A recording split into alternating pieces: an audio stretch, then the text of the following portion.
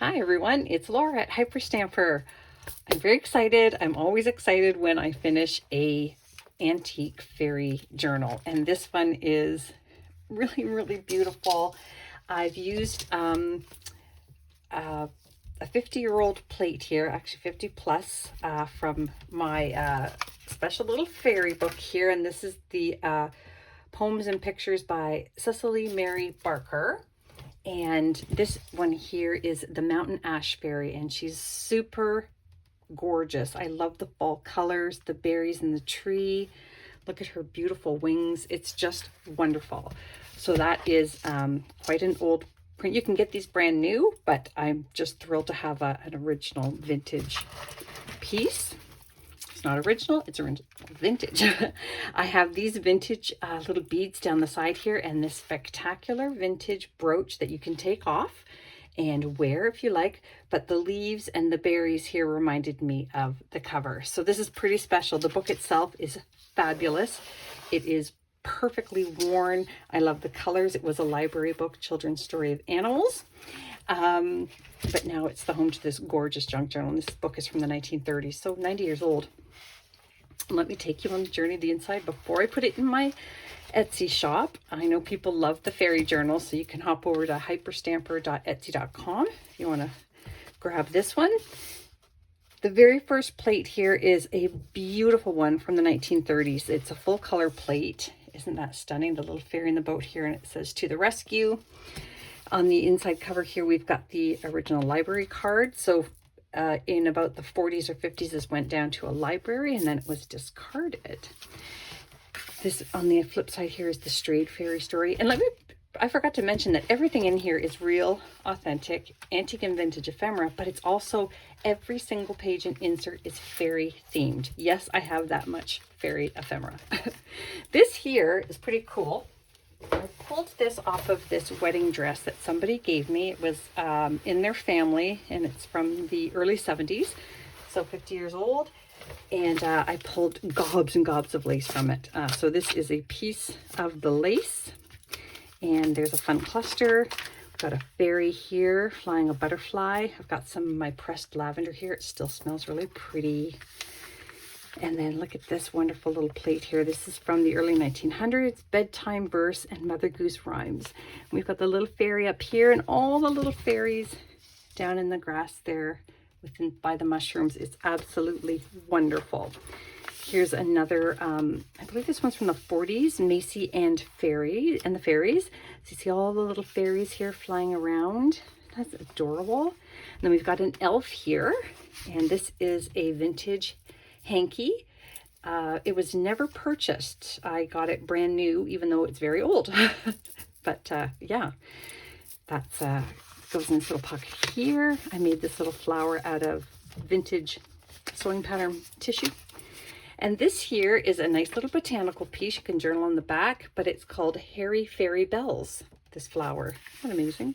And I chose these two feathers here because they reminded me of angel wings. And you can even do a little bit of journaling here as well. Up here, you'll see this was a 365 story a day book. And this one is about fairies, Mr. and Mrs. Teensy Weensy, the little fairy people. And then this is a very old crocheted flower.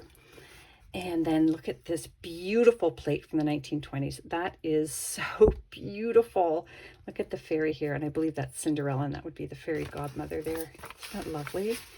I love it. Now up here in my sweetheart pocket, this little sweetie from the 1920s. That's Jean from Fairyland. I love it, I think. I'm not 100% sure. And that's from an old book jacket. And then this here is a page. It's got fairies on both sides. I didn't cover it, but you could if you wanted. I just thought somebody might like to read the little bits of the story there. And then we've got up here, flying on a goose up in the sky. Isn't that gorgeous? Little girl on the sled there. Reminded me of fairy flight. And here are more little fairy beings here, and that is from the Alice in Wonderland stories, Queen Alice. And this is just a piece of 140-year-old paper in there for you to journal on. just some trim here. This page is from 1937. Lots of space to journal on or do your mixed media work on. And then over here we've got this little story about the pumpkin, and it's about the fairy who traveled like steam in a pumpkin shell coach down here. Here's another storybook page with a fairy here. Looks like the man and lady in the cuckoo clock that she's visiting. I just made this out of some of my scraps. And look at this wonderful one here. These are called the Snowflake Fairies. Aren't they beautiful? Oh my gosh, I love it so much. That's from the 20s. This is another one of those Fairy in Toyland pieces. This one says the Happy New Year. This is actually, this page here is Happy New Year. That is from 1905. And look at all the little fairies flying around, just dozens of little fairies flying around her bed. It's so sweet. I love it. And then this here is extremely old. I believe this is from the pre-1920. We got the little fairy here going through the snow. Wink and blink and a nod on the opposite page. Here's another really pretty one, and it's called The Dancing Fairy. Down here, I shouldn't have covered that up so much. That's the Dancing Fairy story there. That's just what was on the other side. It's actually a school book.